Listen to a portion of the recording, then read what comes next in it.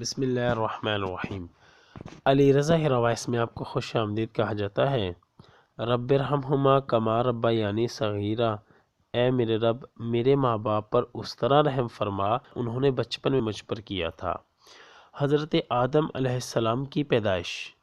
اللہ تعالیٰ نے انسانیت کو سیدھی راہ دکھانے کے لیے بہت سے نبی اور رسول بھیجے جن کی صحیح تعداد صرف اللہ عز و جل ہی کو معلوم ہے۔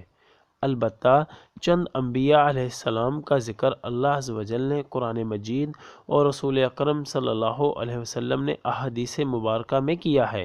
ان میں سب سے پہلے نبی حضرت آدم علیہ السلام ہے۔ مفسر قرآن حضرت عبداللہ بن عباس رضی اللہ عنہما فرماتے ہیں، حضرت آدم علیہ السلام کی تخلیق سے تقریباً 2000 سال پہلے اللہ تعالیٰ نے زمین پر جنوں کو آباد کیا۔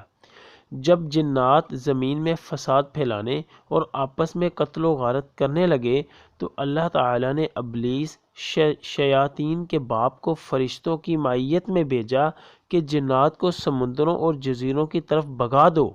ابلیس نے فرشتوں کو ساتھ لے کر جنات کو سمندروں اور جزیروں کی طرف بھگا دیا۔ مستدرک الحاکم۔ ابلیس شیاطین کا باپ خود بھی جنات کی نسل میں سے تھا، لیکن کثرت عبادت کی وجہ سے اللہ تعالیٰ نے اسے فرشتوں کا سردار بنا دیا۔ فرشتوں کا سردار بننے کی وجہ سے ابلیس میں غرور اور تکبر پیدا ہو گیا۔ اس نے یہ سمجھا کہ مجھے آسمان و زمین میں اتنا بڑا مقام اس لیے ملا ہے کہ میں اللہ تعالیٰ کے نزدیک تمام مخلوقات سے افضل ہوں۔ اللہ تعالیٰ کو اس کا غرور اور تکبر پسند نہیں آیا، اور اسی وقت اللہ تعالیٰ نے فرشتوں کے سامنے ایک ایسی مخلوق کو پیدا کرنے کا اظہار فرمایا جو زمین میں اللہ تعالیٰ کی نیابت یعنی قائم مقامی کرے۔ فرمانے الہی پیغمبر صلی اللہ علیہ وسلم وہ وقت یاد کیجئے جب آپ کے رب نے فرشتوں سے کہا، میں زمین میں اپنا کوئی خلیفہ نائب بنانے والا ہوں۔ فرشتے زمین میں جنات کا فساد اور خون ریزی دیکھ چکے تھے۔ انہوں فرشتوں نے حکمت معلوم کرنے کے لیے کہا، اے اللہ کہ آپ زمین میں ایسی مخلوق کو اپنا نائب بنانا چاہتے ہیں جو زمین میں فساد پھیلائے اور خون ریزی کرے، جبکہ ہم آپ کی حمد کے ساتھ تسبیح اور پاکیزگی بیان کرتے ہیں۔ اللہ نے فرمایا، جو حکمت میں جانتا ہوں وہ تم نہیں جانتے۔ سورۃ البقرہ آیت نمبر 30۔ پھر اللہ عز و جل نے اپنی چاہت کو عملی جامہ پہناتے ہوئے حضرت آدم علیہ السلام کا پتلا اپنے ہاتھوں سے تیار کیا۔ فرمانے الہی ہے، اللہ نے فرمایا، اے ابلیس جسے آدم علیہ السلام کو میں نے اپنے ہاتھوں سے پیدا کیا ہے، اسے سجدہ کرنے سے تجھے کس چیز نے روکا؟ سورۃ الصاد آیت نمبر 75۔ احادیث رسول اکرم صلی اللہ علیہ وسلم۔ قیامت کے دن اہل ایمان جمع ہو کر آدم علیہ السلام کے پاس آئیں گے اور عرض کریں گے، آپ تمام انسانوں کے باپ ہیں۔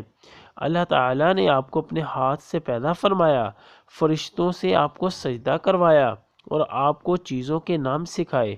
آپ اپنے رب کے سامنے ہماری سفارش کیجیے تاکہ ہمیں اس مصیبت میدان محشر کی ہولناکیوں سے نجات مل جائے۔ آپ علیہ السلام فرمائیں گے، آج اللہ تعالیٰ بہت غصے میں ہیں، آج سے پہلے کبھی اتنے غصے میں نہیں آئے تھے اور نہ ہی بعد میں آئیں گے۔ اللہ نے مجھے درخت کے پاس جانے سے منع کیا تھا لیکن مجھ سے غلطی ہو گئی، لہٰذا آپ کسی اور کے پاس چلے جاؤ۔ صحیح بخاری۔ سب سے افضل دن جمعہ کا ہے۔ اسی دن آدم علیہ السلام کو پیدا کیا گیا، اسی دن انہیں جنت میں داخل کیا گیا، اسی دن جنت سے نکالا گیا اور اسی دن قیامت قائم ہوگی۔ صحیح مسلم۔ اللہ سبحانہ وتعالیٰ نے آدم علیہ السلام کی شکل و صورت بنانے کے بعد جب تک چاہا انہیں ڈھانچہ کی صورت میں پڑا رہنے دیا۔ ابلیس شیاطین کا باپ آدم علیہ السلام کے پاس چکر لگاتا رہتا تھا۔ جب اس نے دیکھا کہ یہ جسم اندر سے کھوکھلا ہے تو اس نے اندازہ کر لیا کہ یہ ایسی مخلوق ہے جو اپنے نفس پر قابو نہیں رکھ سکے گی۔ صحیح مسلم۔ اللہ سبحانہ تعالیٰ نے آدم علیہ السلام کو پوری زمین سے جمع کی گئی مٹھی بھر خاک مٹی سے پیدا فرمایا۔ اسی وجہ سے آدم علیہ السلام کی اولاد بھی مختلف رنگوں کی مٹی کے مطابق پیدا ہوتی ہے۔ ان میں سفید، سرخ، سیاہ اور درمیانی رنگوں کے بھی ہیں۔ اسی طرح نیک اور بد، نرم خو و سخت طبیعت اور درمیانی طبیعت والے ہیں۔ مسرند احمد: اللہ تعالیٰ نے حضرت آدم علیہ السلام کو جمعہ کے دن اپنے ہاتھ سے انسانی صورت میں پیدا فرمایا تاکہ ابلیس اپنی بڑائی کا دعویٰ نہ کر سکے۔ اس کے بعد کچھ مدت تک مٹی کے بنے ہوئے ایک جسم کی صورت میں پڑا رہنے دیا۔ فرشتے اور ابلیس اسے دیکھ کر خوف زدہ ہوتے۔ ابلیس گزرتے ہوئے اسے ٹھوکر مارتا، جس کی وجہ سے ایسی آواز پیدا ہوتی جس طرح مٹی کے بنے ہوئے برتن سے کسی چیز کے ٹکرانے سے کے بعد پیدا ہوتی ہے۔ اسی لیے وہ کہتا تھا، فرمان الہی ہے، اللہ نے انسان کو ٹھیکری جیسی بجھنے والی مٹی سے پیدا کیا۔ سورۃ الرحمن آیت نمبر 14۔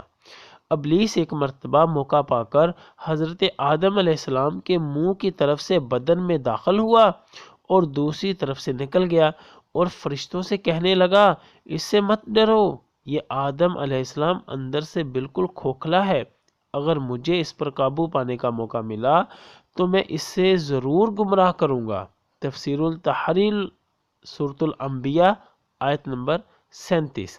اللہ تعالیٰ نے آدم علیہ السلام کو پیدا کیا تو ان کا قد 60 ہاتھ لمبا بنایا، پھر ان میں روح پھونکی اور فرمایا، جا کر فرشتوں کی جماعت کو سلام کہیے اور ان کا جواب غور سے سنیے، وہی تمہارے اور تمہاری اولاد کے سلام اور جواب کا طریقہ ہوگا۔ آدم علیہ السلام نے فرشتوں کی ایک جماعت کے پاس جا کر کہا، السلام علیکم۔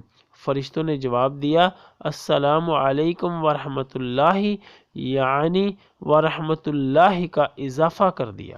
جنت میں جو بھی داخل ہوگا وہ آدم علیہ السلام کی صورت میں 60 ہاتھ قد کا ہوگا۔ اس کے بعد آج تک مخلوق کے قد میں کمی ہوتی رہی ہے، یہاں تک کہ موجودہ صورت آ گئی۔ صحیح بخاری، صحیح مسلم۔ یا اللہ، خاندان اہل بیت کی سچی محبت ہمارے دلوں میں راسخ فرما۔